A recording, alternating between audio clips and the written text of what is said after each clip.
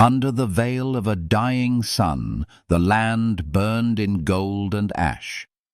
A wagon smouldered at the edge of the valley, its wheel half buried in dust, the sky above it swollen with smoke that twisted into prayer-like shapes.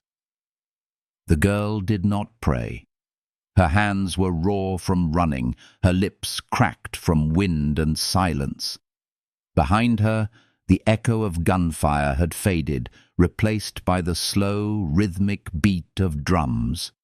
Distant, deep, like a heartbeat that wasn't hers. She had been found before she could disappear, and now she was being given away. The elders spoke words she couldn't understand. Their faces were carved with time, their gazes steady but unreadable. The man beside them, an officer from the settlement, wouldn't look at her. His uniform was clean, his hands polished from decisions made at tables, not battlefields. "It's done," he said to no one in particular. "This will bring peace." But peace was a lie with teeth. She could feel them pressing against her throat. They led her into the lodge before the sky swallowed its last light. Smoke drifted through the air, thick with sage and pine. Pelts lay on the floor in layers of softness she couldn't touch. She was still wearing the plain cotton dress they'd given her, the one they said made her look respectable. It clung to her skin, stiff with dust and grief. When the last elder left, the flap of the hide curtain fell shut behind him, sealing her in. Silence expanded like breath. The girl sat down, not because she wanted to, but because her knees refused to hold her any longer. Her name was May, though it didn't sound like hers anymore. It used to mean blooming, new beginnings, soft petals and warmth. Now it felt like the echo of something broken, like a song she couldn't remember the words to. Her shoes, torn, stiff from days of running and river crossings, were still on her feet. She didn't dare remove them. Somehow it felt as though if she did, she would disappear completely. Outside, voices rose in a language she didn't know, carried by the wind. Laughter, faint but real. The sound struck her chest like an ache. How strange that the world could still hold laughter while she sat in a stranger's tent, the ashes of her old life still clinging to her skin.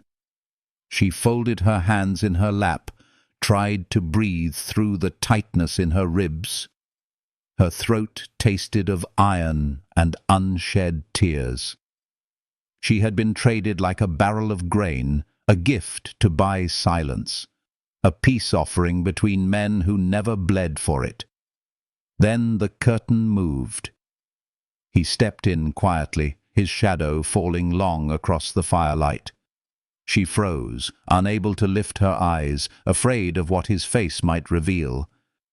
She had imagined this moment 1,000 ways, each one ending with cruelty. But the man who stood before her was not what she'd imagined. He was tall, the lines of his body strong and deliberate, his dark hair tied with a strip of red leather. His eyes were deep, unreadable, but not unkind.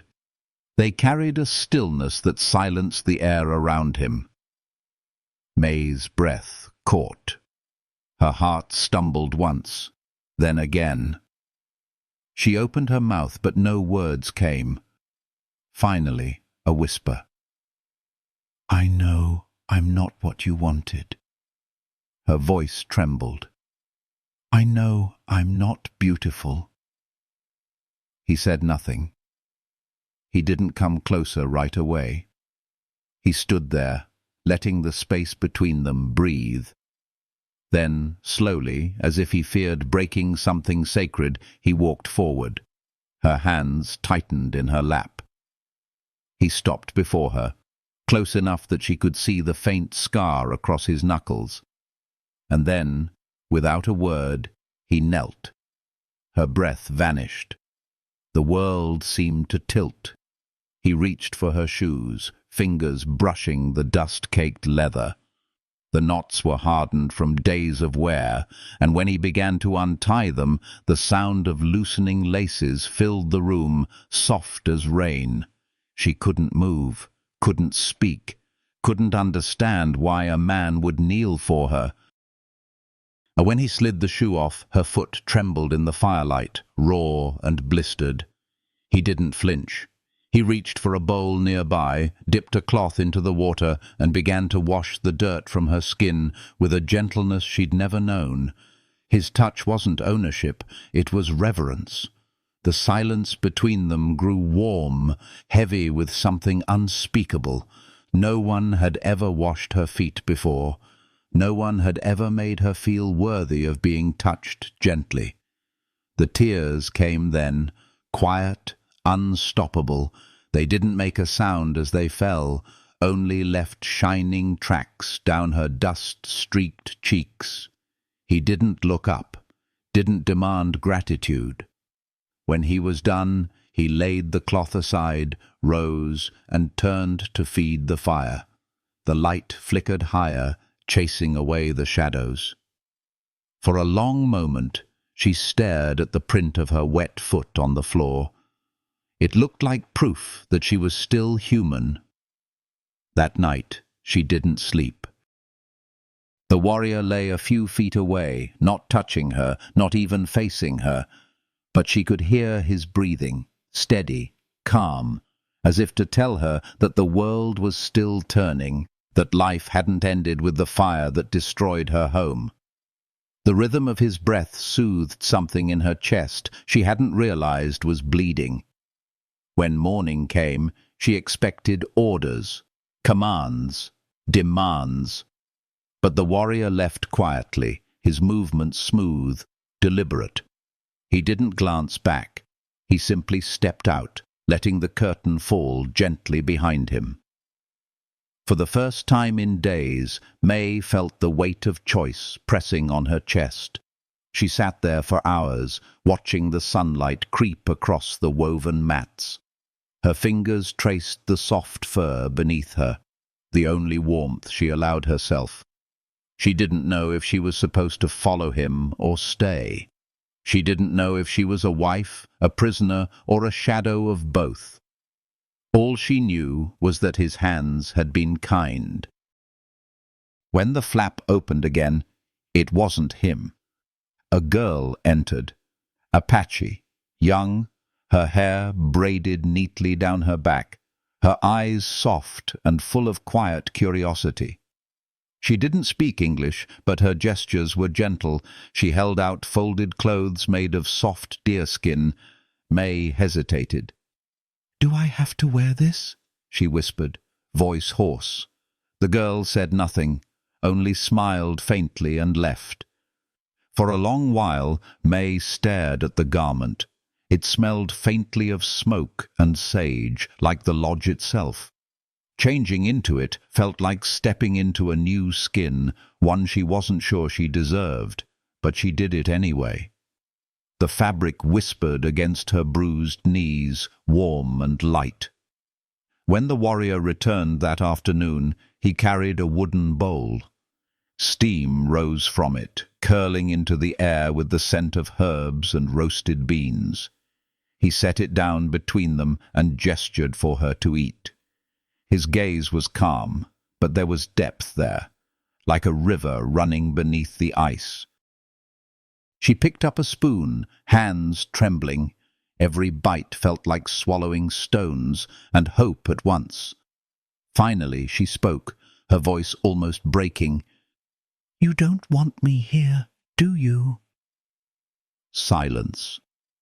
He looked at her, eyes steady, then reached into the pouch at his belt, pulled out something small, and placed it in her palm. A string of carved stones, smooth from wear, painted with delicate patterns. "My sister wore this," he said, his voice deep, low, like wind through canyon walls, "before her wedding." May stared. "Why give it to me?" she asked softly. "Because you are here now," he said. That was all. No promise, no pity, just truth. When he left again, she sat staring at the necklace for a long time. The stones were warm from his touch. She laid it beside her when she slept, close enough to feel its quiet pulse.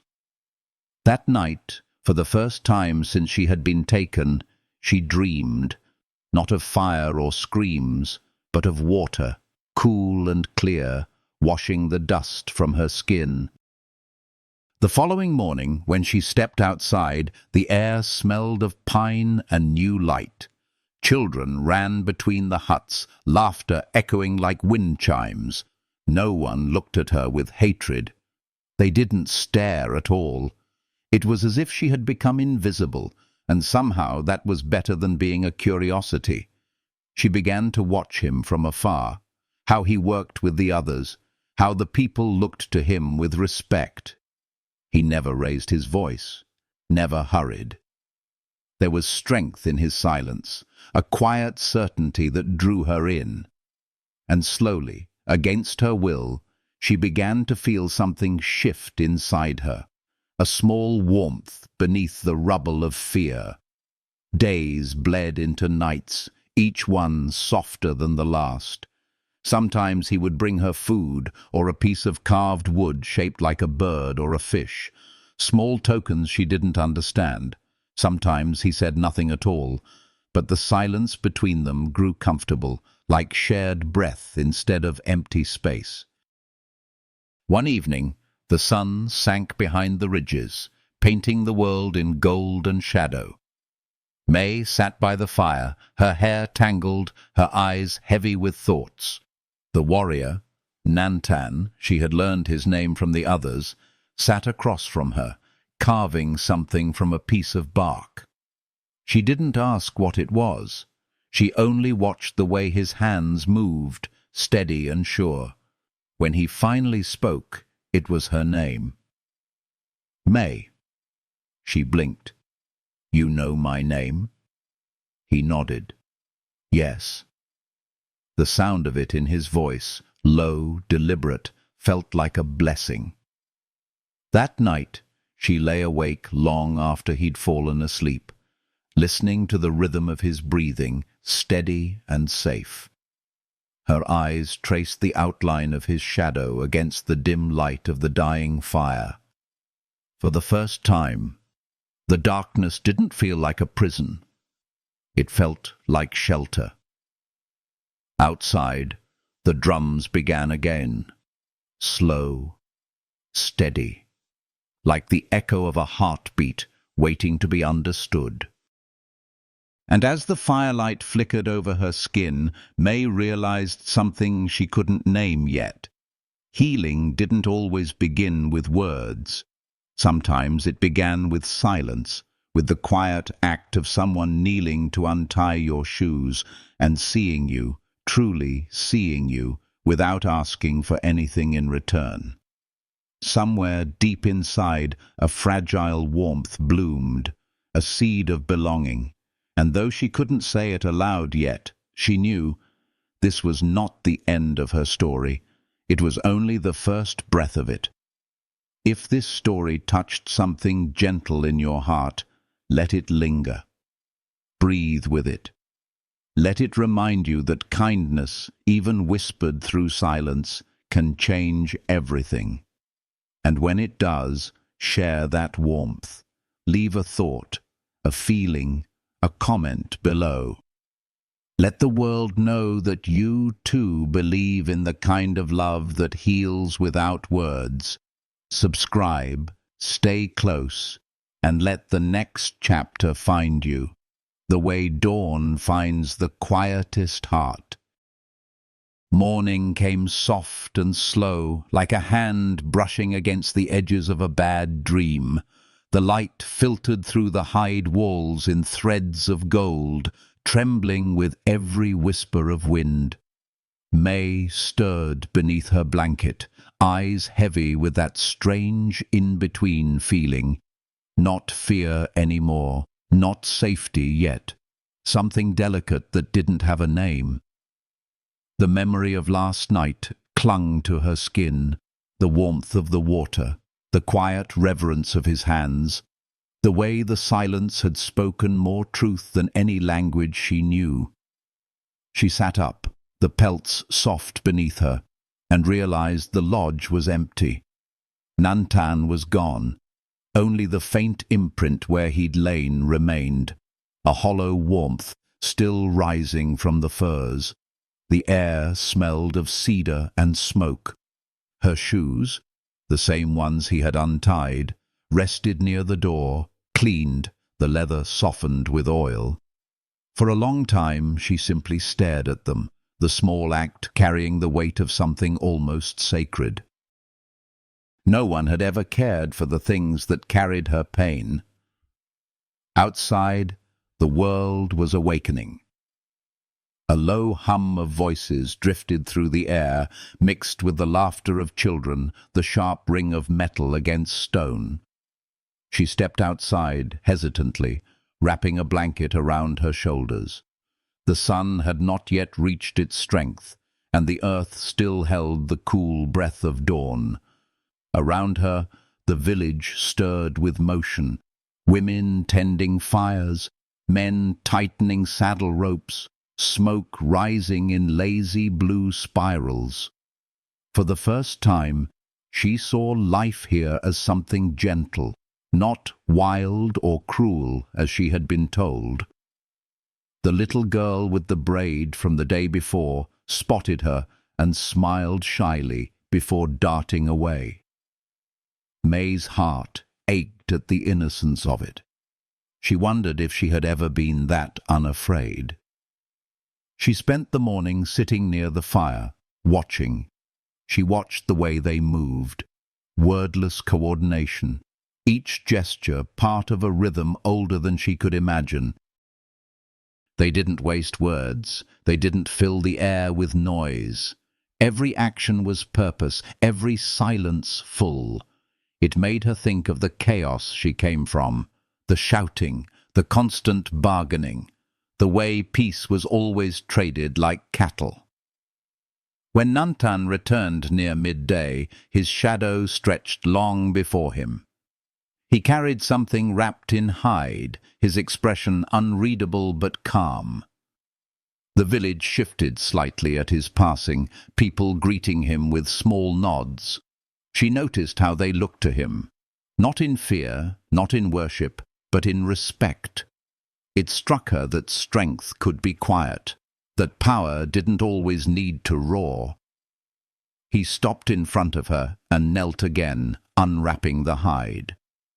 Inside was food, beans cooked soft, herbs she didn't recognize, bits of squash glistening with oil.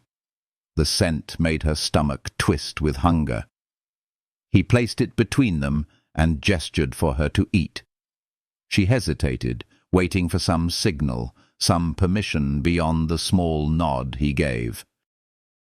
But when she met his eyes, there was no demand, only offering. She took the bowl in both hands and ate slowly, aware of his steady gaze. He didn't touch the food himself. He only watched, as though trying to learn something without asking. When she finished, he reached into his pouch and drew out a small piece of carved bone, smooth, delicate, strung with a strip of leather. He held it out, and she blinked, confused. "For you," he said. His voice was low, steady, like the ground itself speaking. Her throat tightened. "Why?" He tilted his head slightly. "Because you walk here now." The words lingered between them, simple and whole. She took the necklace with trembling fingers, tracing the patterns carved into it. Tiny waves, spirals, lines that seemed to move when she breathed. It felt warm, like it remembered someone's heartbeat. She wanted to thank him, but no word felt enough. So she only nodded, clutching it close to her chest. He stood, turned toward the door and paused. "Tomorrow," he said quietly, "the women will come." She frowned. "For what?" "To welcome you." Before she could ask what that meant, he was gone, the flap falling closed behind him. The rest of the day moved like honey, slow, golden, uncertain. May tried to make sense of his words, but they slipped through her like water. She cleaned the space around the fire, brushed the mats, and folded the furs the way she thought might be proper. Each small act steadied her heartbeat. She didn't understand the language of this world, but she was beginning to learn its silence. When night fell, she sat by the doorway, staring out at the firelight that glowed through the village. She saw women laughing, passing bowls, the shadows of children darting around them.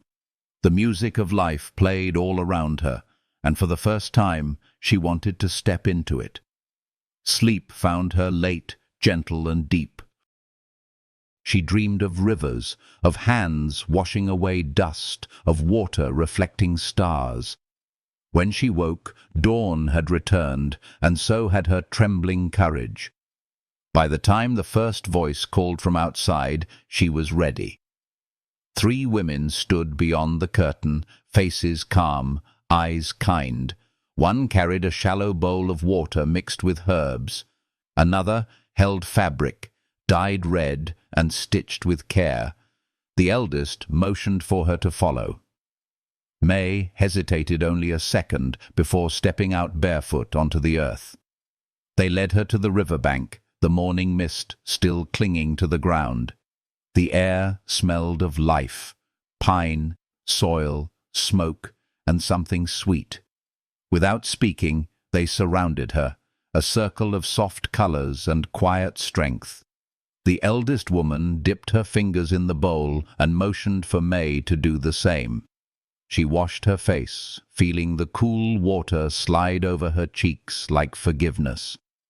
Another woman untangled her hair with slow, patient fingers. The third painted a thin red line down the part of her hair with clay and oil. May's heart trembled. No one had ever touched her like that. Not to own, not to command, but to bless. When they unfolded the crimson garment, her breath caught. It shimmered faintly in the light, simple yet sacred. She stammered, unsure. "Why are you—" The youngest woman smiled softly, pressing a finger to her lips. Words weren't needed. As they dressed her, something inside her shifted, like a door opening after years of silence. She thought of the wedding she had been forced into, cold, transactional, a trade sealed by men who spoke of peace while carrying guns. This was different. This was their ceremony, a joining of spirit, not politics. When they were done, she looked at her reflection in the river. The girl staring back wasn't the same one who'd been dragged through dust and fear. She looked alive. The women guided her back toward the village, where a quiet gathering waited. Smoke curled upward from the central fire. The elders stood in a semicircle, their expressions solemn. Nantan was there, freshly bathed, his hair tied with red string. His eyes met hers, and for a heartbeat the world stilled. He didn't stare, didn't smirk. He bowed his head once, slow, reverent.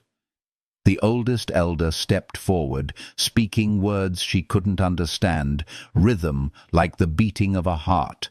Between them, he placed a carved staff. May's pulse thundered.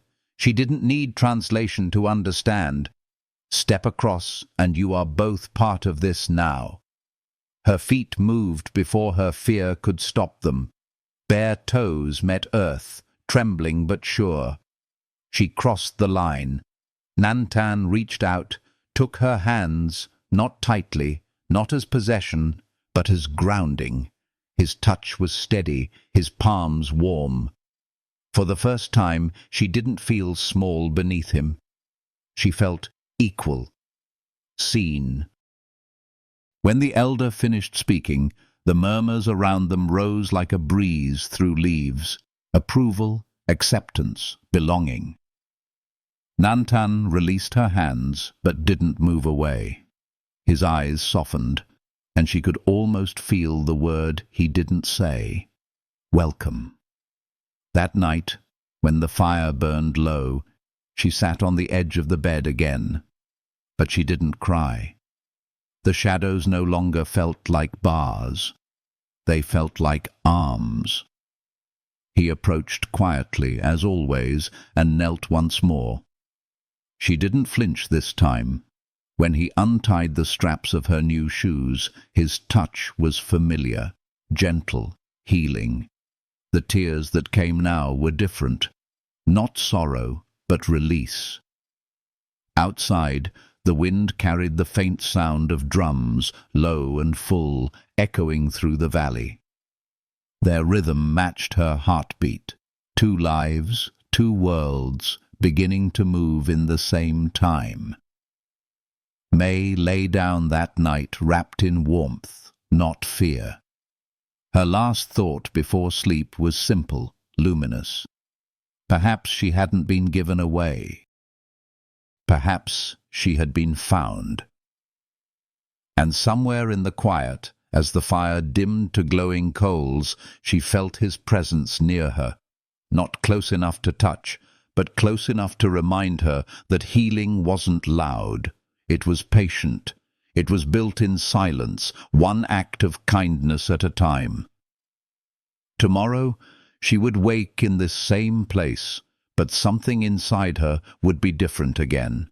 Softer, steadier, ready for the next breath of her story. The 3rd morning came wrapped in light, the color of honey. A slow, breathing dawn that touched everything with gentleness, as though the sky itself wanted to start over. May rose quietly, her fingers brushing against the woven mat beneath her, her skin remembering the feeling of his hands, his silence, his steady warmth. The ceremony from the day before still shimmered inside her, not as a memory, but as something alive, a pulse she could feel beneath her ribs. She was no longer the frightened girl who had sat frozen on the edge of the bed. The world around her had softened, and the air she breathed no longer burned. She stepped outside barefoot. The soil was cool, damp with dew, and the scent of pine hung low between the huts. The women she had met yesterday greeted her not with words, but with nods, the kind that meant, "We see you." It was a kind of quiet magic, the way belonging did not have to be spoken aloud. Children darted between fires, chasing each other with laughter that spilled like water over stones. May's chest ached with something warm, a fullness that was both joy and disbelief. She found herself watching the horizon, waiting without realizing she was waiting. When she finally saw him, walking through the rising light, a strange calm settled over her. Nantan's steps were slow, deliberate. He carried his bow over one shoulder, his hair still damp from the river. When he reached her, he didn't speak. He simply set something on the ground between them, a bundle wrapped in hide, tied neatly with sinew, and gestured for her to open it. Inside were small gifts, a handful of smooth river stones, a comb carved from bone, and a strip of dried berries wrapped in cloth. He motioned to the comb, then to her hair. For a moment she hesitated, unsure if she should accept such intimacy, but his eyes were patient, steady as the earth itself. She took it and began to untangle her hair with slow, careful movements. The teeth of the comb slid through knots that had gathered over days of travel and fear. Each pull was a small release, a little prayer. When she finished, he nodded once, satisfied, then reached for one of the stones, holding it up to the light. "River," he said simply. "Strong, always moving, never lost." She repeated the word softly. River, testing the weight of it in her mouth. It felt like a promise. Nantan's lips curved into the faintest hint of a smile before he stood, turning toward the western ridge where the morning mist still lingered. "Work," he said, gesturing toward the forest. "Home later." May nodded, clutching the comb in her hand long after he was gone. She didn't know why his absence felt heavier now that she had something to look forward to. It wasn't love yet. It was something quieter, gentler. But it was growing, like light finding its way through a crack in the wall. That day she helped one of the women, Tiva, she had learned her name, grind herbs for cooking. The task was simple but grounding. The rhythm of stone against stone soothed her, the scent of crushed leaves filling the air with green sweetness. Tiva smiled occasionally, but spoke little. She didn't need to. The silence between them was friendly, not empty. When May spilled a handful of herbs, Tiva only chuckled and nudged her shoulder gently. "Good," she said in halting English. "You learn." It startled May how those two words, "you learn," felt like a benediction, not a correction, not pity, but belief. That night, when she returned to the lodge, she found Nantan there already, sitting by the fire. He looked up when she entered, the light catching the planes of his face. He motioned for her to sit. Between them, he placed a bowl of stew and 2 carved spoons. They ate in silence, the kind that no longer hurt. When she finished, she set her spoon down and whispered, "Thank you." He tilted his head slightly. "For food?" "For everything." He didn't answer, but his eyes softened. Then, after a pause, he reached into his pouch again and drew out a small string of beads, red, white, blue. He handed it to her. "My sister's," he said quietly. "She was gentle, like you." May's breath caught. "What happened to her?" "Winter," he said simply, and the word hung between them like a shadow. She wanted to reach out, to bridge that quiet pain, but her hands stayed folded in her lap. He didn't need pity. He needed the space to remember.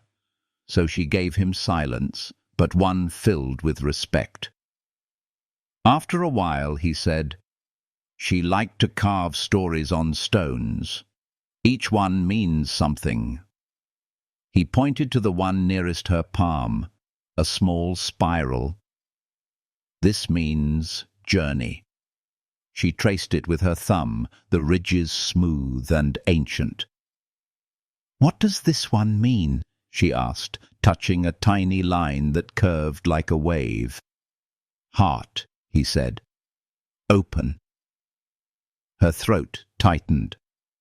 "And this?" He looked at the last symbol, a circle around a dot. His voice softened. "Home."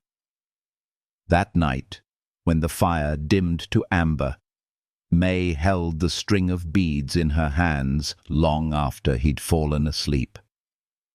Her heart beat quietly in rhythm with the night sounds, the whisper of wind through the lodge walls, the occasional flicker of embers, his steady breath. She realized she wasn't afraid of silence anymore. It had become something tender, something alive.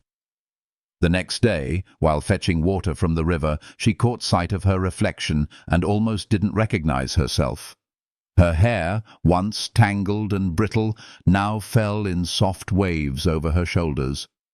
Her cheeks had color again. She looked less like someone lost and more like someone arriving. When she turned, she found Nantan standing on the opposite bank. He was filling a water pouch, his movements slow and careful.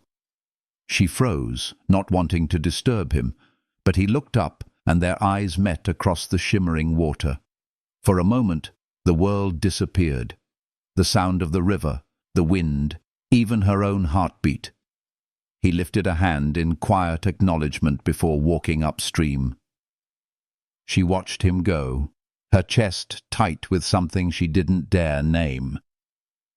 That evening, when he returned, his arms carried a bundle of reeds and his hands were streaked with earth. He laid the materials on the ground outside the lodge and began tying them together with strips of bark.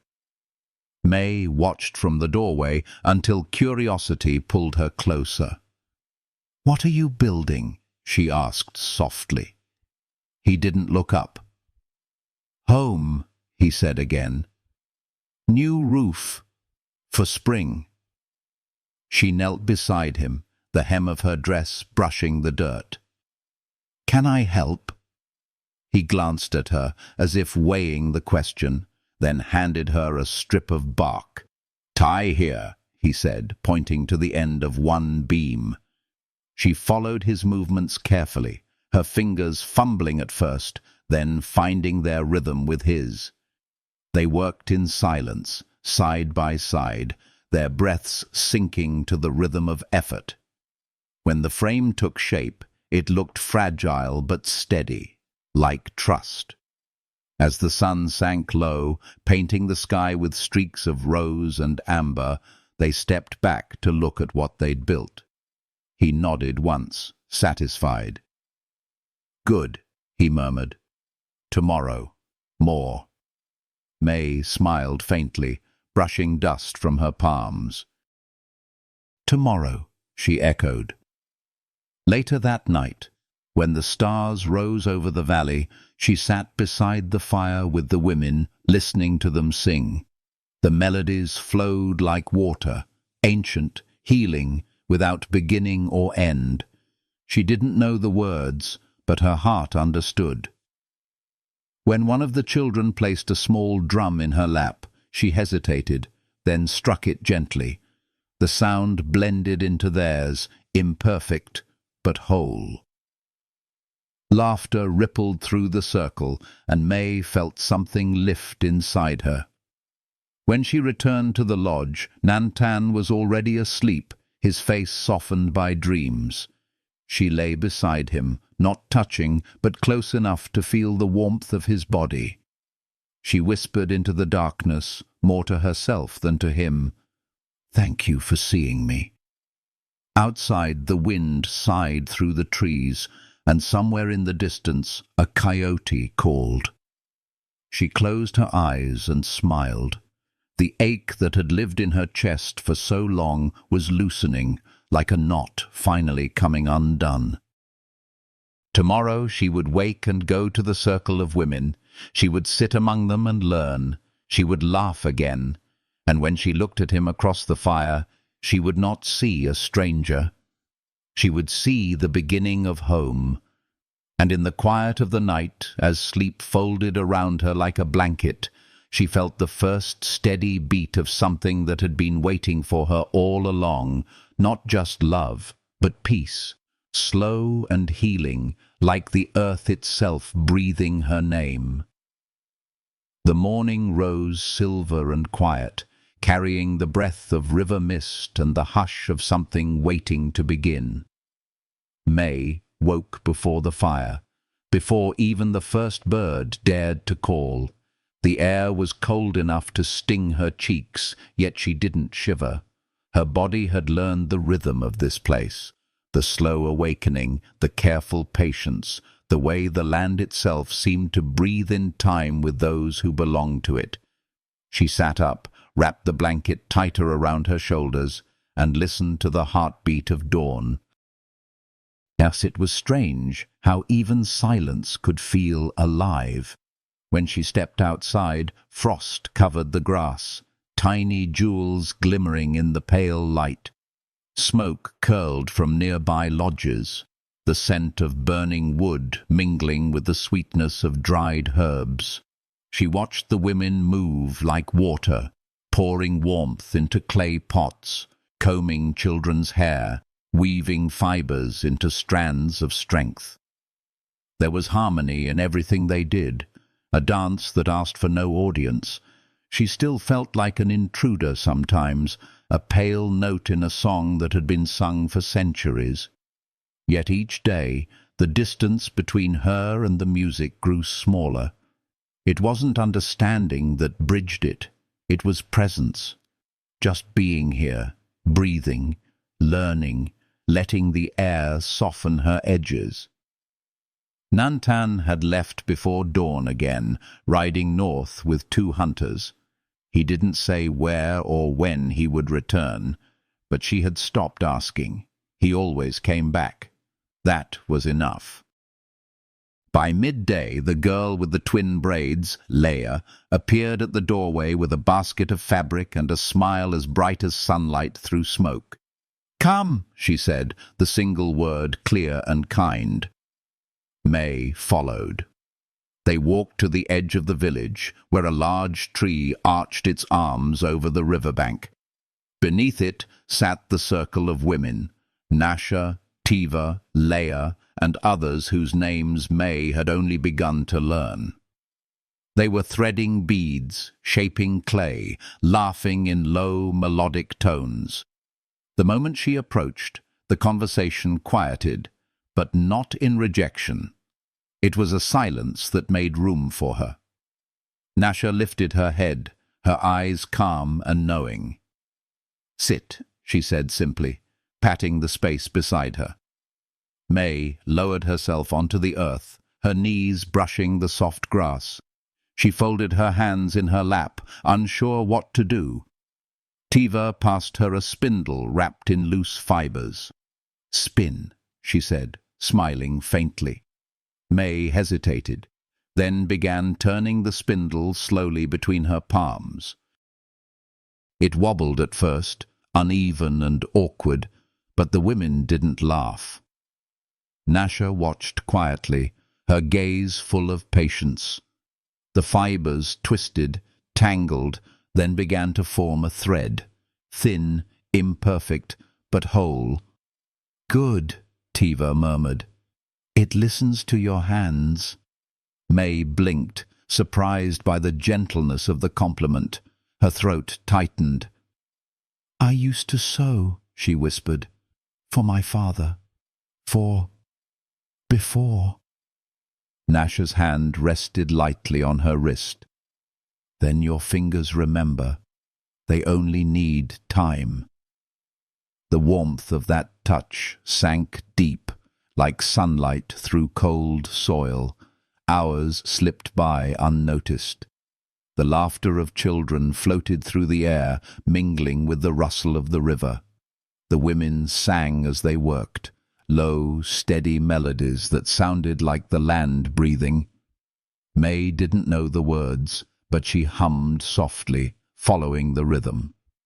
Her voice trembled at first, then steadied. For the first time in months, the sound of her own voice didn't startle her.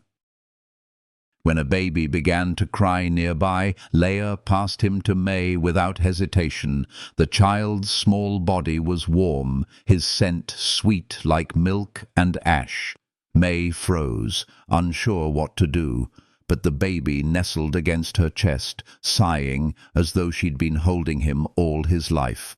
She cradled him gently, swaying without thinking, her fingers brushing the soft down of his hair. Tiva chuckled. "See? He knows peace when he feels it." May smiled, tears pricking her eyes. "Peace," she repeated quietly. "It's been a long time since I felt that." Nasha's gaze softened. "Then stay near women who remember how to keep it alive." When the sun began to dip toward the horizon, the circle slowly unraveled. The women gathered their work, their laughter trailing behind them like ribbon. Nasha turned to May before leaving. "Tomorrow we dye the thread. Come again." May nodded, pressing her hands to her heart.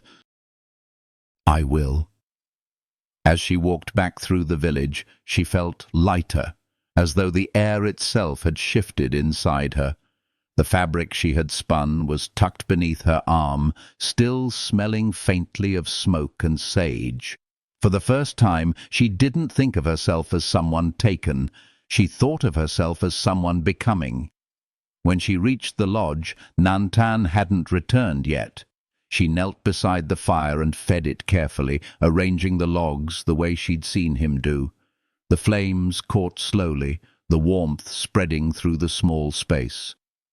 She took the comb he had given her and brushed her hair, remembering the words he'd said about the river, strong, always moving, never lost.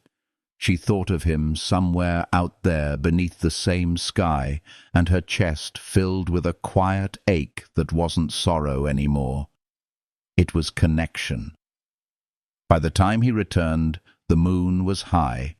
She heard his steps before she saw him, the slow, measured rhythm she had come to recognize. When he entered, he looked tired, his braid dusted with frost. He carried a small bundle of meat and set it down by the fire. "You're safe," she said softly, not as a question but as a truth she needed to speak aloud. He nodded once. The hunt was good. They sat across from each other, the firelight flickering between them. He handed her a strip of cooked meat. She took it, their fingers brushing for just a second, and it felt like a spark leaping between two branches. After they ate, silence settled again. But it was not empty. It was full of everything unspoken. He reached into his pouch and pulled out a small object wrapped in hide. When he unrolled it, May gasped. It was a piece of bark carved with symbols, delicate lines and shapes that seemed to tell a story. He placed it in her hands. "For you," he said, "to learn." Her thumb traced the carvings. "What does it say?" He looked at the fire, then at her. "Journey," he said. "Heart. Shelter. And this," he pointed to a swirl near the bottom, "means seed. It grows only in quiet ground." She held it close, understanding more than he could know. Healing needed stillness. And she had finally found stillness here, in this place that had once been her prison. Later, as he sat mending a strap of leather, she watched his hands, steady, strong, sure. The kind of hands that built instead of broke. Without thinking, she said, "You never ask anything of me." He paused, looking up. "Should I?" She shook her head. "No, it's just... no one ever didn't."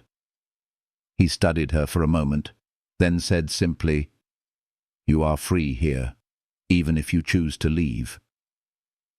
The words struck her harder than kindness should. Freedom had always been something men claimed they gave her, yet he offered it without possession. That, she realized, was its truest form. When she finally lay down to sleep, the fire's glow painted his silhouette against the wall. She turned toward it, her breath steady. The air between them carried warmth, unspoken, but deep. In her dreams that night, she stood by the river again. The women's laughter echoed through the trees, and Nantan was there, kneeling beside the water, washing his hands clean of dust. When he looked up, the river's reflection shimmered in his eyes, and she knew, whatever this was between them, it was no longer duty or chance. It was something sacred, slow, and alive. When she woke, the first light of dawn touched her cheek. The sound of his steady breathing filled the lodge. She smiled softly, her heart at ease, her spirit open to what would come.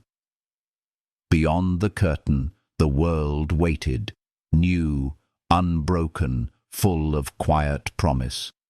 The circle of women would gather again, the river would keep flowing, and she would go to them. But first, she looked at him once more, at the peace on his face, and whispered, "Thank you for teaching me what gentleness means." The fire stirred, its embers glowing like heartbeats. Outside the wind shifted, carrying the scent of earth after frost, and she felt her soul unfold slowly, like something thawing after too long in the cold. Tomorrow she would begin again, and this time she wouldn't be alone. The days that followed were bathed in a kind of golden quiet. The air had turned gentler, the frost receding from the grass, leaving behind small blossoms that peeked shyly from the earth. The wind carried the scent of pine and smoke, and when May stepped outside each morning, she felt the world breathing with her. Time no longer felt like something she was trapped inside. It was something she lived through, softly, deliberately, like a prayer whispered into the open sky. Every dawn began the same. She rose with the first light, brushed her hair smooth with the carved comb, then joined the women at the riverbank. There, laughter flowed as freely as water. The women teased each other in their own tongue, smiles wide, hands steady as they worked. Sometimes Tiva would hum a melody while she spun thread, and May would join, her voice still fragile but gaining color.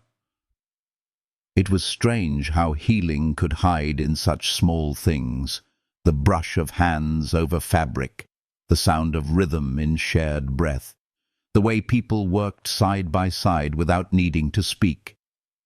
She was no longer invisible. The children greeted her now with grins and questions she barely understood. They brought her pebbles, feathers, broken trinkets, gifts of trust. Once, a little boy placed a dried flower in her hand and said something that made the others laugh softly. Nasha translated with a smile, "He said your eyes look like morning after rain." May laughed until her ribs hurt. She hadn't realized how much she'd missed laughter, the kind that didn't come from defense, but from joy.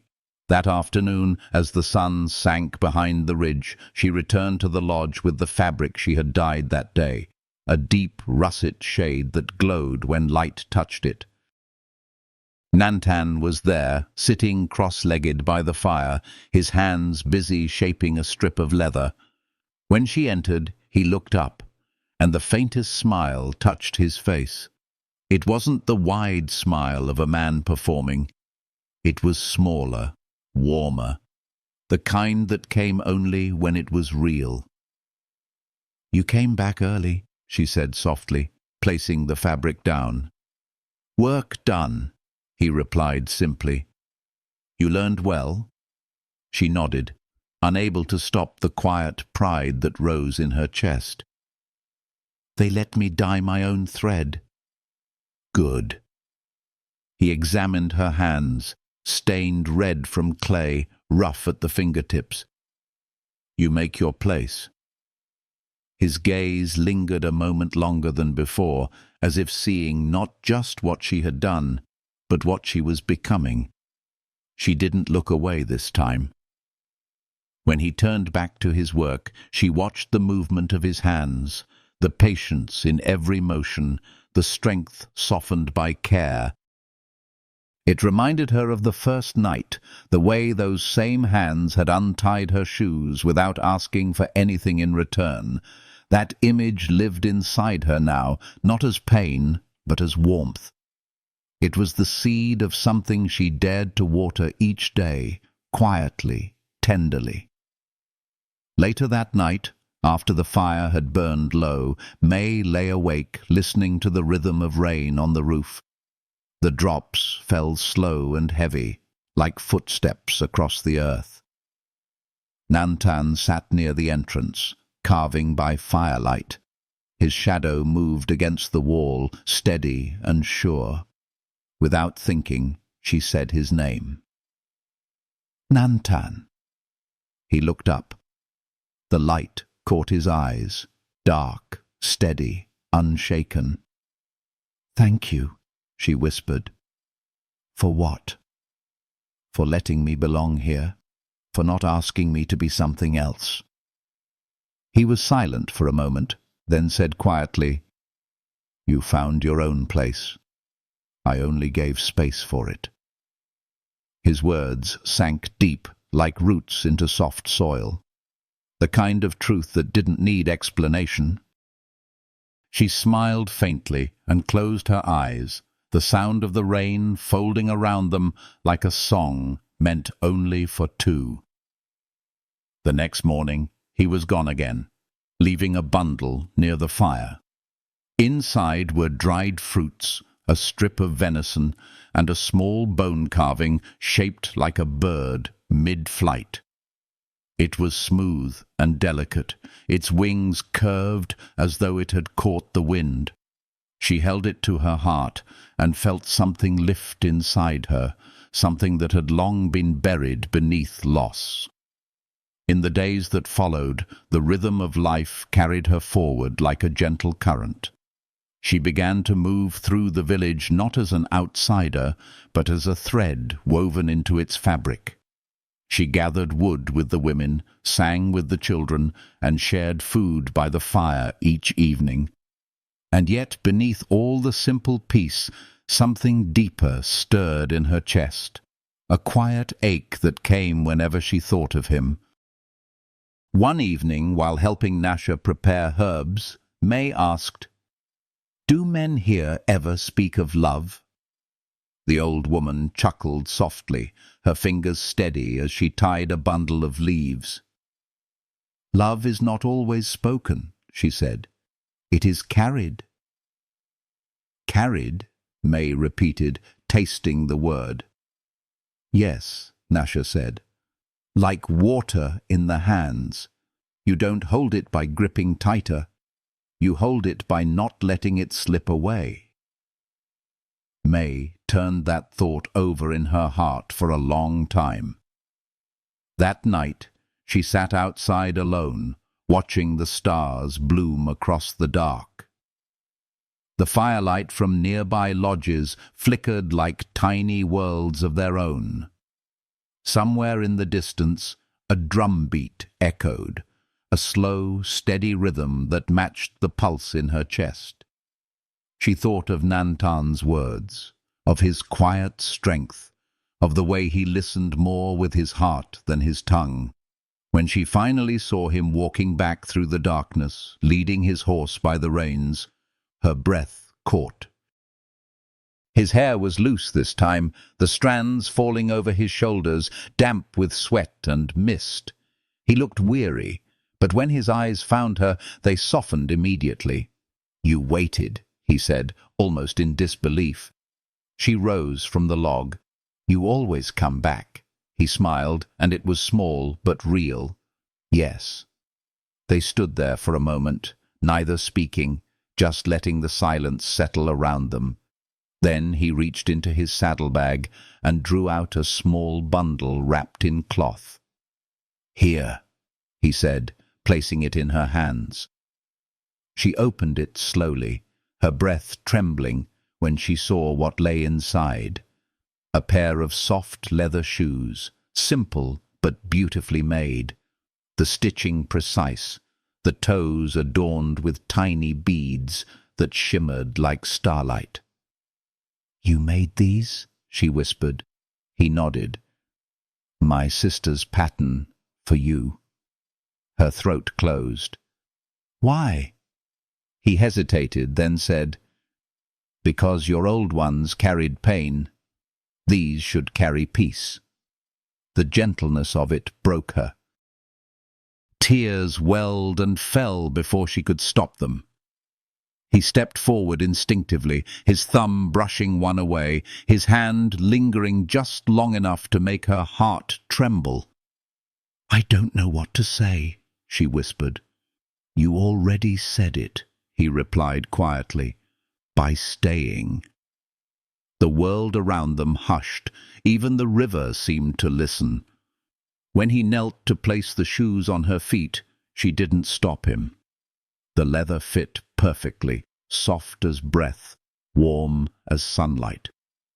When he looked up at her, his eyes held something unspoken, something vast and wordless, like the sky before dawn.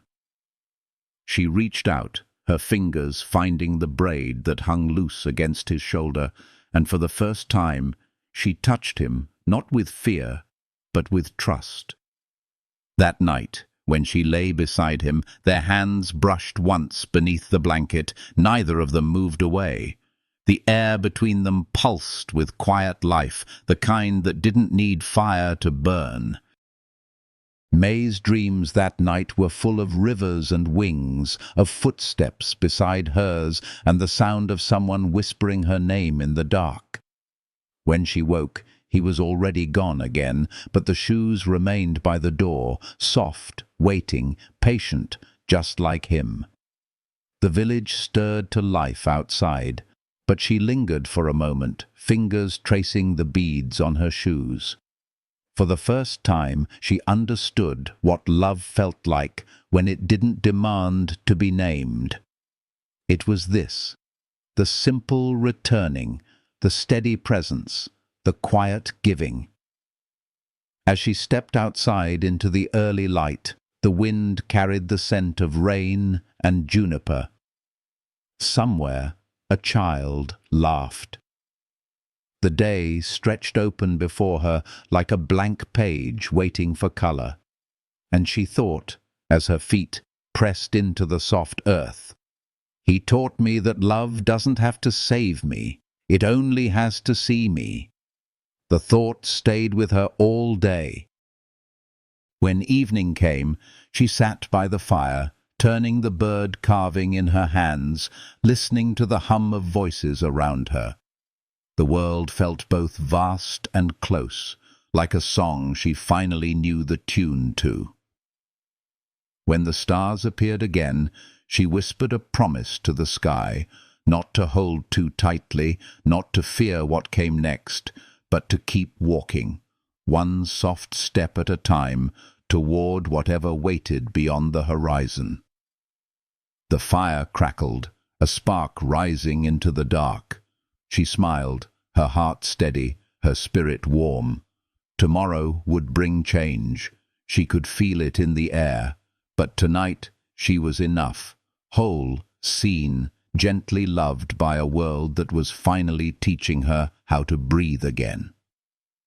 The wind had turned soft that week, carrying whispers of thaw and renewal across the valley. The river ran fuller, its song deep and steady, washing away the last breath of winter.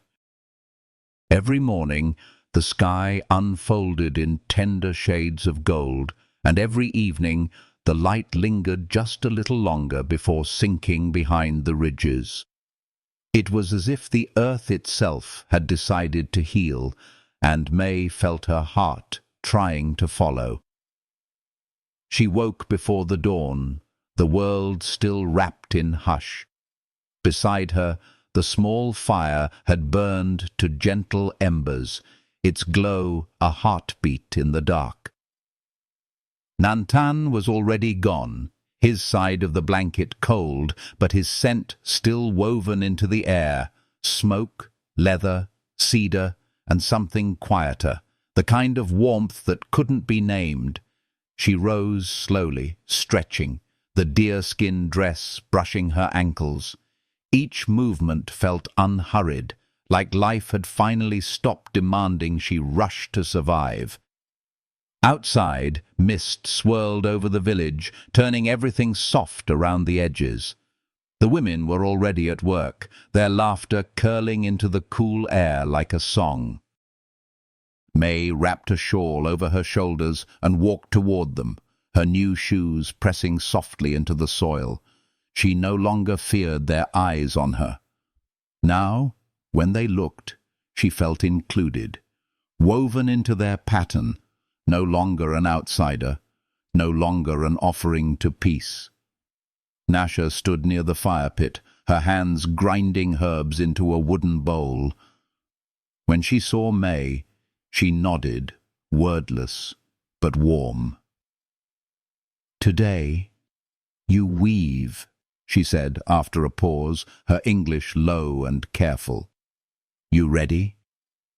May smiled. "I think so." The loom was simple, wood and fibre.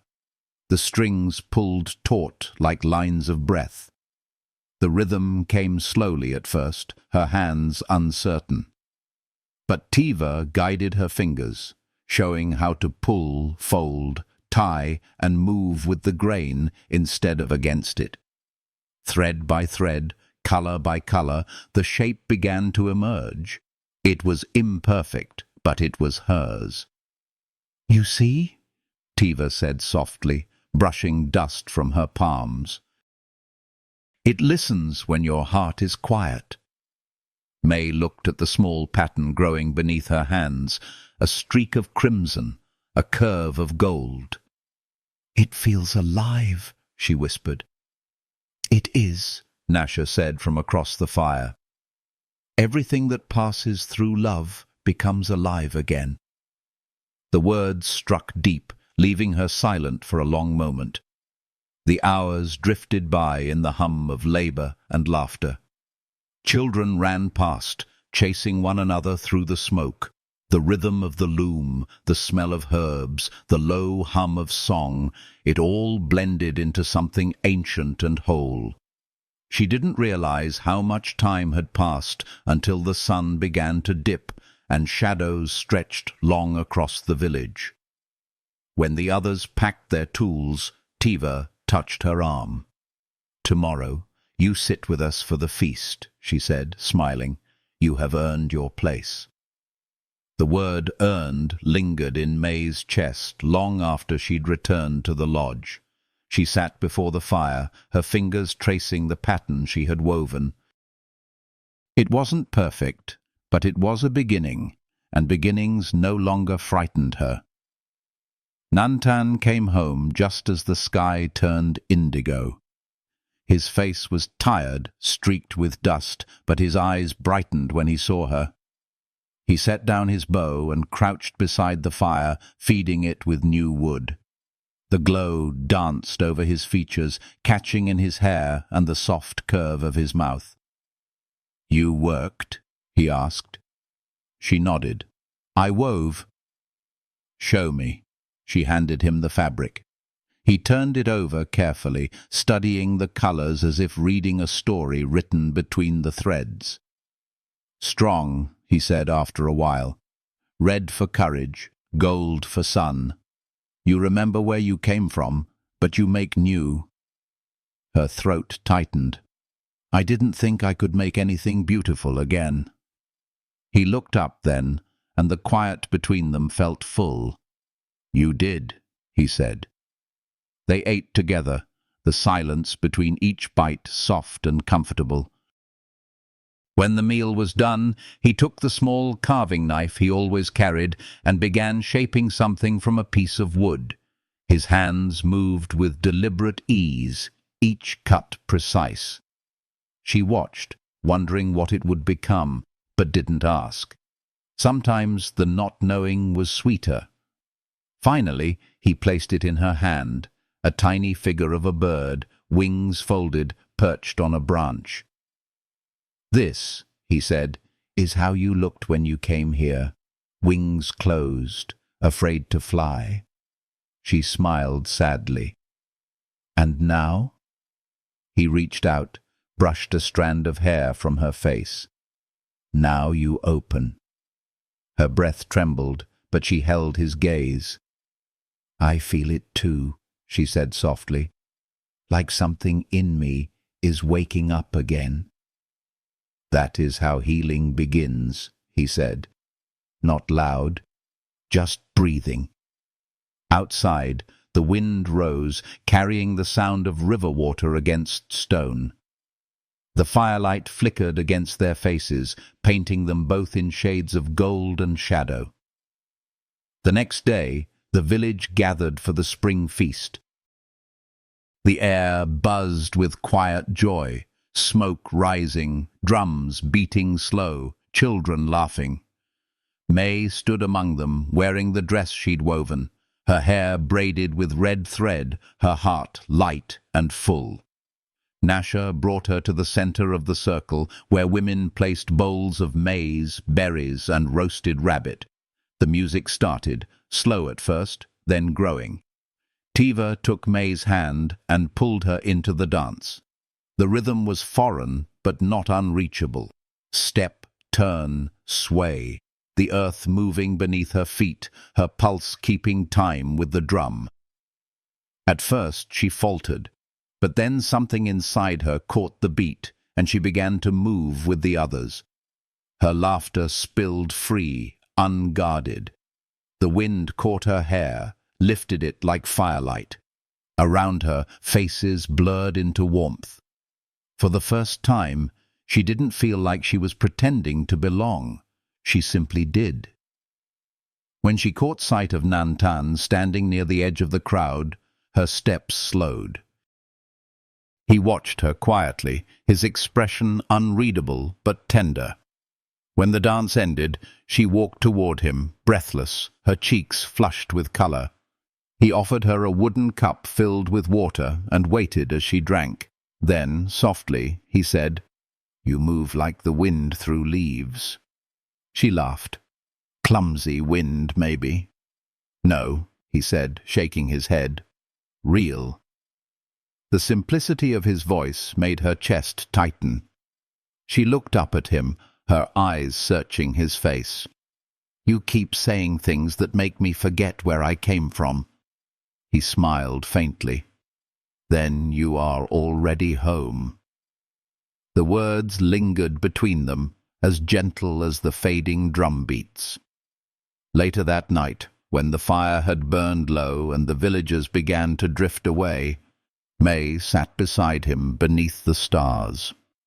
The sky stretched endlessly above them, cold and brilliant. Neither spoke for a long time. Their shoulders brushed occasionally, a quiet electricity in the space where their worlds touched. Finally she said, "When I first came here, I wanted to disappear." "I know. And now," she whispered, "I want to stay." He turned to her, eyes dark and soft. "Then stay." It wasn't a command. It wasn't even a plea. It was permission. An opening. May let out a long, trembling breath. The stars blurred in her vision, not from sorrow, but from the overwhelming fullness of being alive. She leaned her head lightly against his shoulder, and he didn't move. The rhythm of his breathing steadied hers, the sound of the river singing somewhere beyond the fire. They stayed like that until the night grew deep, until the crickets took over the silence. For the first time, she wasn't afraid of what came next. Tomorrow could bring anything. It didn't matter. The moment was enough. When they returned to the lodge, he hung her woven cloth near the doorway where light could touch it each morning. "To remember," he said simply, and she did.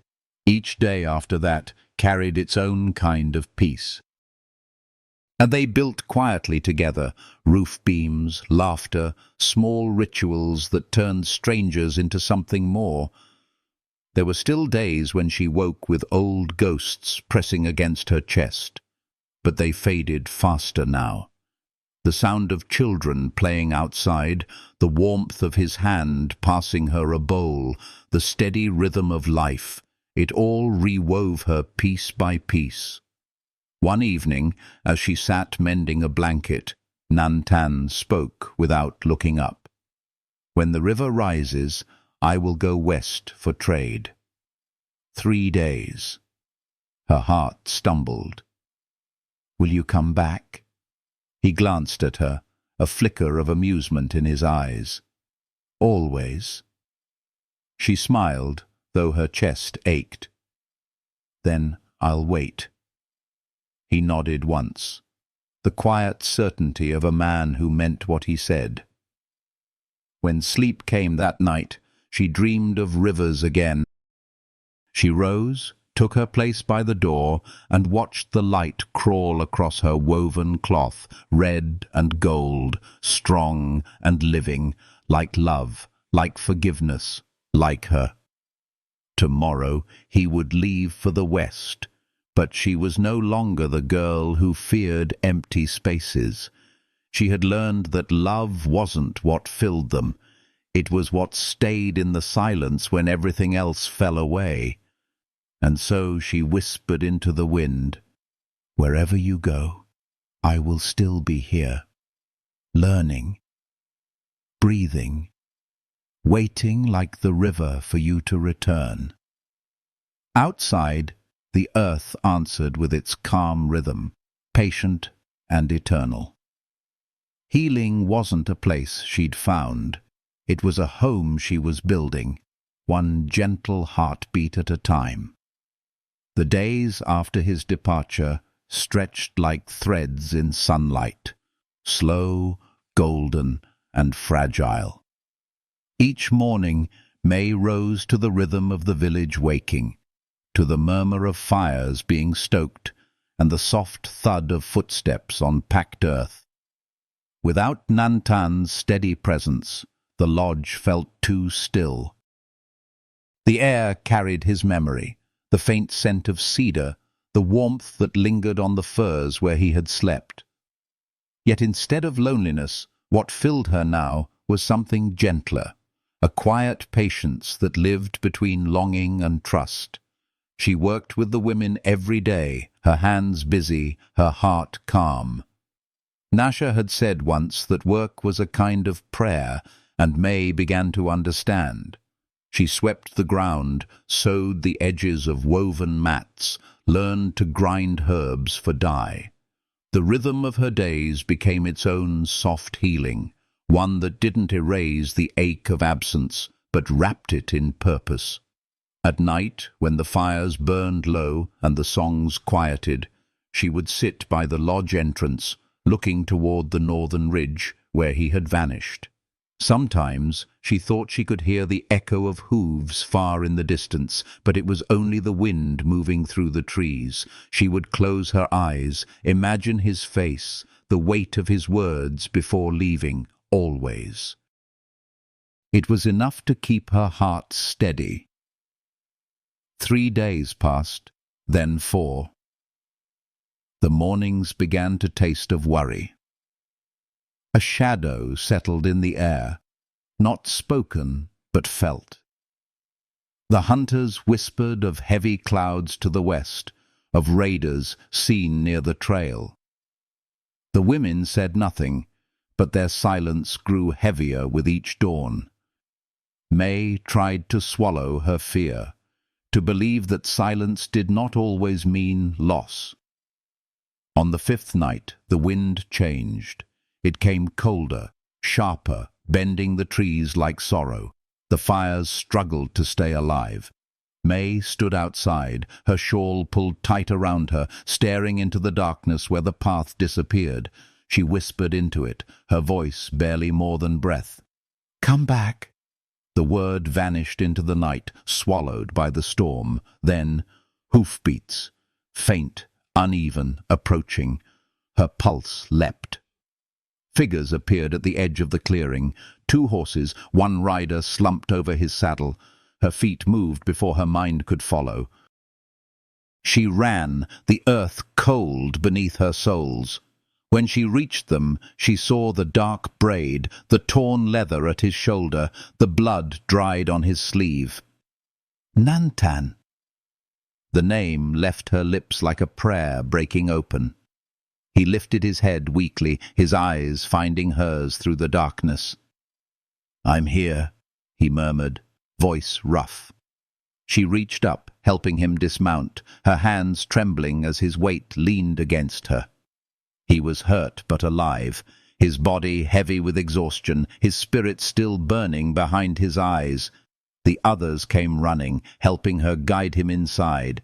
They laid him on the furs, the firelight flickering over the lines of his face.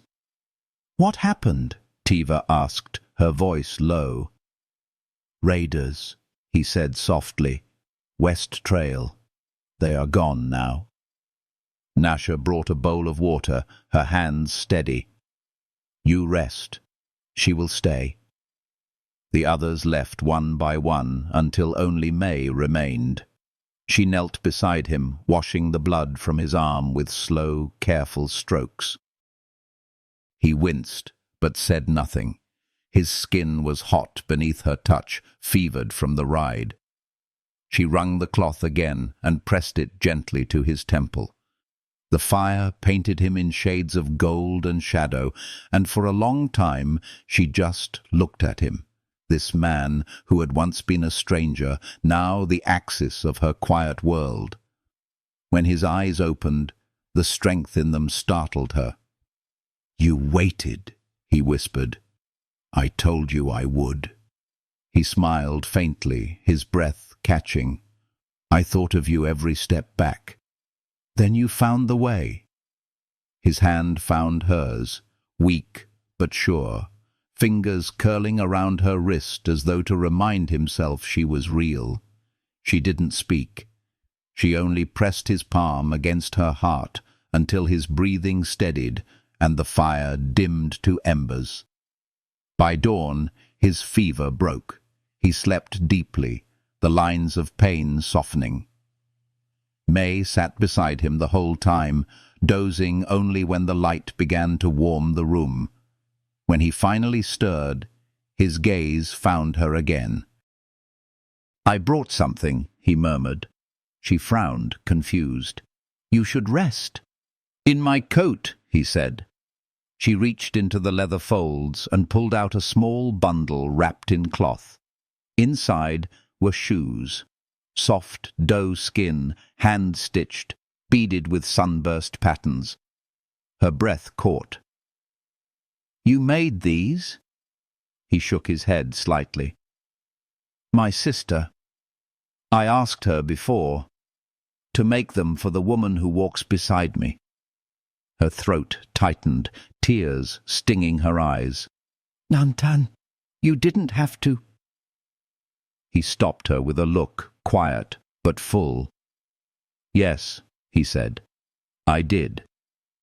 Then, with effort, he sat up, the motion slow, painful. She reached to steady him, but he only smiled, weak and warm. And then he did what he had done that first night, in that same reverent silence that had changed everything.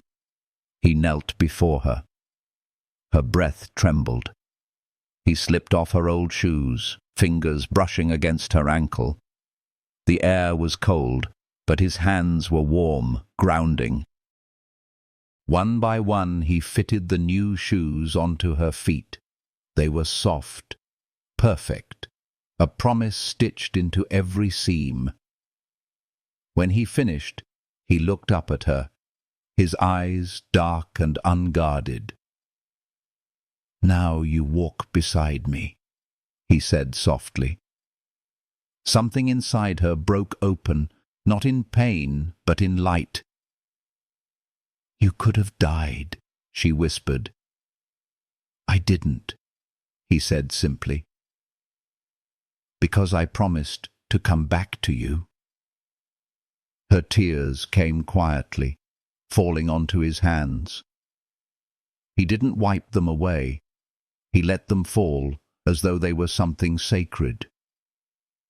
When she lifted him to his feet, he leaned against her, their bodies close. "Rest," she murmured. "You're home." He nodded, his forehead brushing hers. "Home," he echoed, his voice like a sigh of peace. That night the storm passed. The wind calmed, and the stars returned, fierce and bright. The village gathered for warmth, but she stayed with him inside the lodge, feeding the fire, making broth, keeping vigil. When he finally drifted into sleep again, she sat by his side, tracing the lines of his hand with her fingertip. Every scar told a story she hadn't lived, but somehow understood. In the silence, she whispered, "You found me once when I was lost. Now I will be your rest." Outside, the snow began to fall lightly again, but this time it didn't feel cruel. It felt like blessing. Days passed, and he grew stronger. They spoke little, but the quiet between them deepened. Sometimes she would catch him watching her, not in curiosity, but in recognition, as if seeing something he had carried in his soul long before she arrived. When he smiled, it was different now, not rare, not restrained, but unguarded, like sunlight breaking through clouds.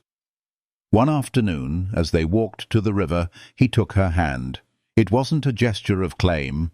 It was something older, simpler, their fingers laced easily, naturally, as though they had always fit that way. They didn't speak as they followed the path, the earth still damp from melting snow. The river shimmered ahead, reflecting the sky's slow blue. He stopped, crouched, and touched the water. "Cold," he murmured. May knelt beside him, her reflection rippling beside his. "It's beautiful," she said softly. He looked at her then, his eyes full of quiet understanding. "You are," he said. She smiled, shaking her head, but he didn't take it back. His hand rose to her cheek, thumb brushing lightly across her skin. "When I first saw you," he whispered, "I saw dust and sorrow.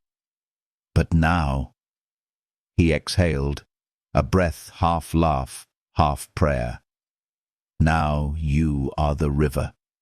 You move, you change, but you are still yourself." Her chest tightened with the kind of emotion that didn't have a name. She placed her hand over his heart. "And you are the mountain," she said. "You hold what the river cannot keep." He smiled, and in that smile was the whole story of everything they had been through: fear, patience, trust, and the fragile courage it took to love again. When they returned to the lodge, the sun was already low, painting the ground in amber. The warmth of the fire greeted them like an old friend. She helped him remove his coat, brushed away the dust from his shoulders, and felt his hand close gently around her wrist. "May," he said softly.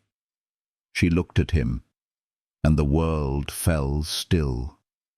He stepped closer, his voice a whisper of wind. "I see you." Her eyes stung. She had heard those words before, spoken by him when she was nothing but a trembling shadow in a foreign world. But now they meant something deeper, something whole. "And I see you," she whispered back. He lowered his forehead to hers, and for a long moment neither of them moved. The fire crackled softly. Outside, the river sang its endless song. Inside, two souls found their rhythm again. That night, sleep didn't come as it once did. It came softly, like a benediction, wrapping around them both.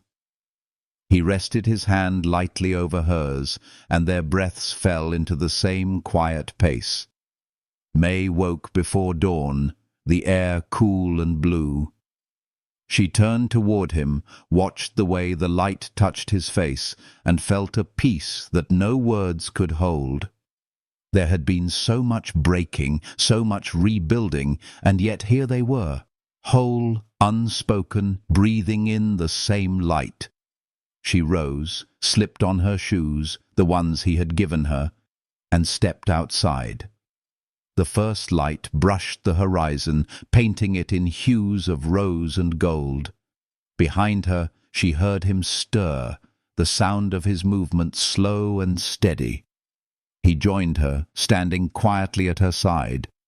They said nothing. They didn't need to. The dawn was theirs, the silence theirs, the shared heartbeat of two lives stitched together by patience and faith. And as the first warmth of sun touched her skin, May smiled. She no longer felt like someone who had been given away. She felt like someone who had chosen and been chosen in return. The healing she once thought would come from escape had found her here, in stillness, in love that didn't demand, in the quiet presence of the man who had taught her what it meant to be seen. When he reached for her hand again, she let him, and together they watched the light grow, the world opening before them like forgiveness. Tomorrow would bring new paths, new work, perhaps even hardship. But for now, they simply stood in the golden hush of morning, breathing, whole, alive, and finally, home. The season turned quietly, like a sigh between days. The snow melted from the ridges, trickling into the streams that ran past the village, whispering songs of return and renewal. The air smelled of new grass and juniper, of ash and rain. Spring had come again, soft, steady, forgiving. May woke each morning to bird song and the rustle of light against the hides. The world was no longer a stranger to her. She moved through it as if it had always known her footsteps. The lodge she once feared to enter now felt like breath itself, full of warmth, laughter, the faint hum of life unfolding. The space where she had once wept alone was now woven with memory. His voice, his hands, his steady patience. Nantan was at the river when she stepped outside that morning, the light spilling over his shoulders like gold dust. He was teaching one of the boys to carve, his movements slow and precise, his voice low enough that the lesson sounded more like a song. The sight of him there, calm, sure, belonging, filled her chest with a peace so deep it almost hurt. He looked up when he felt her eyes on him. The corners of his mouth curved into that quiet smile that needed no words. She crossed the clearing toward him, each step light, the wind catching the fringe of her shawl. When she reached him, he handed her the half-carved piece of wood. "Your turn," he said softly. She took it, laughing a little. Her fingers trembled at first, but he guided them with his own, showing her where to press, where to ease. His hands were rough, but his touch gentle, like the world teaching her how to shape itself again. Together they carved a small spiral into the wood, the mark of the river, the symbol of journey, of moving and returning, of life that bends but never breaks. When it was done, he held it to the light, studying it. "Good," he said simply, but his eyes said more. She smiled. "You've taught me everything I know." He shook his head. "No, I only watched while you remembered." The rest of the day passed in the rhythm of ordinary miracles. She joined the women to grind corn, her laughter mixing with theirs, her hands sure in the work. The children wove flowers into her hair, calling her May-like Sky, the name they had given her because of the pale color of her eyes. When she looked up, she caught Nantan watching from across the clearing, and in that gaze was every answer she had ever searched for. By evening, the air turned cool again, fragrant with wood smoke. The village gathered by the great fire as the elders spoke of the planting season, of old stories, of the balance between earth and heart. May sat beside Nantan, their shoulders brushing lightly, their breaths falling in rhythm. Every sound, every flicker of flame seemed to hum with a quiet understanding of what had been lost and what had been found again. When the eldest man called for silence, he looked directly at May. "You came from far," he said in halting English, his voice low but clear. "You did not run. You stayed. You learned our silence." May's throat tightened. "Your silence taught me how to listen." The elder nodded. "Then you belong to the fire now. Keep it alive." The villagers murmured their approval. Someone handed her a feather dyed in red clay, a symbol of belonging, of choice freely made. She accepted it with trembling hands, holding it close to her heart. Nantan's hand brushed hers, his touch steady as always, his smile the quiet kind that carried more weight than any words could. Later, as the feast began, drums pulsed in time with her heartbeat. The rhythm was deep, familiar, the same sound that had filled her the night she first stepped across the sacred line between two worlds. But this time, she didn't stand on the edge, she danced. Her movements were slow, instinctive, guided not by memory, but by presence. Around her, the circle swayed in harmony. The firelight turned her dress to liquid gold, her hair catching sparks of flame. She could feel Nantan's gaze on her, warm and sure. The fear that once haunted her body had melted into something luminous. She was no longer surviving. She was living.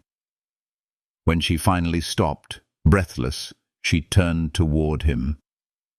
He stepped forward, wordless as ever, and took her hand. The crowd around them faded, leaving only the heartbeat of the fire between them. "You dance like the earth remembers you," he said softly. She smiled through her tears. "Maybe it does."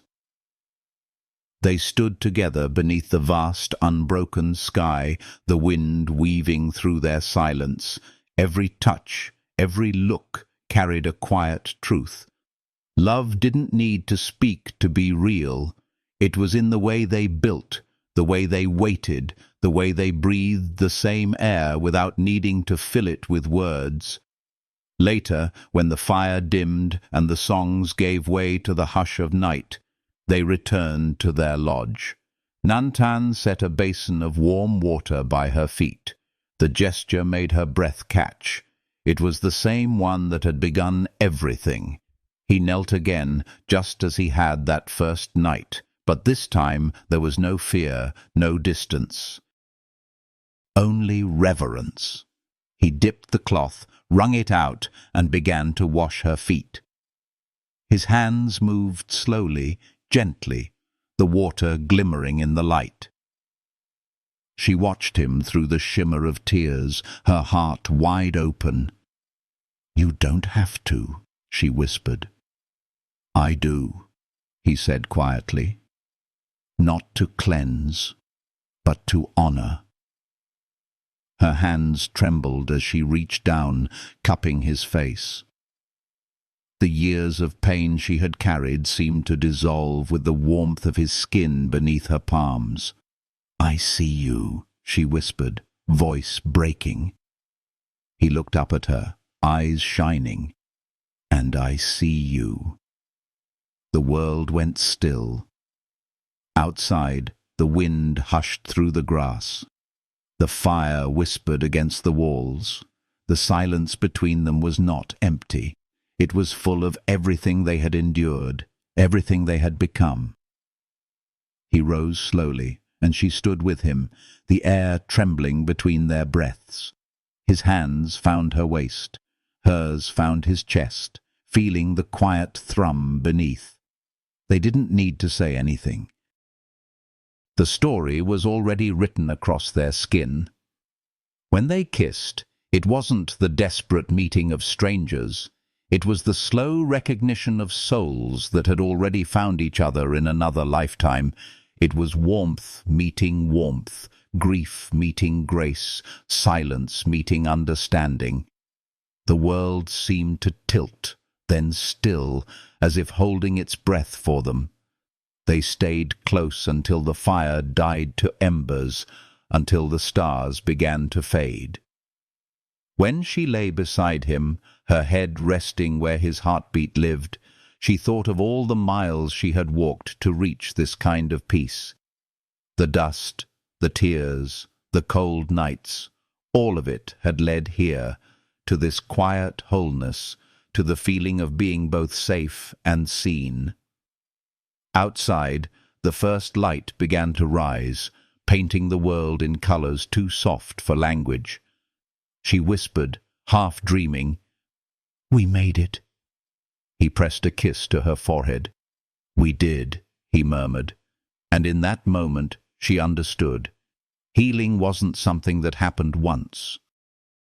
It was the way they would live now, day by day, in every act of gentleness, every shared silence, every sunrise they watched side by side. The village stirred awake. The river called softly beyond the trees, and May smiled against his chest, knowing this quiet, enduring love was the kind that would last beyond the seasons. She had been traded once, given away like an afterthought of war, but she had become something far greater, chosen, cherished, whole. The woman who once sat alone on the wedding bed now stood beneath the same sky, free and full of light, her heart no longer fragile but blooming. When she stepped outside later that morning, the villagers greeted her with warmth. Children ran to her, laughter echoing like bells. She turned to see Nantan by the horses, his hand lifting in quiet acknowledgement. The sunlight poured over them both, binding them in gold. She knew then that love didn't end with words like forever.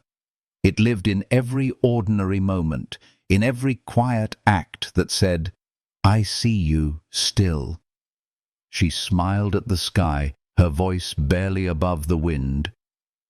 "Thank you," she whispered, to him, to the land, to the story that had carried her from despair to devotion.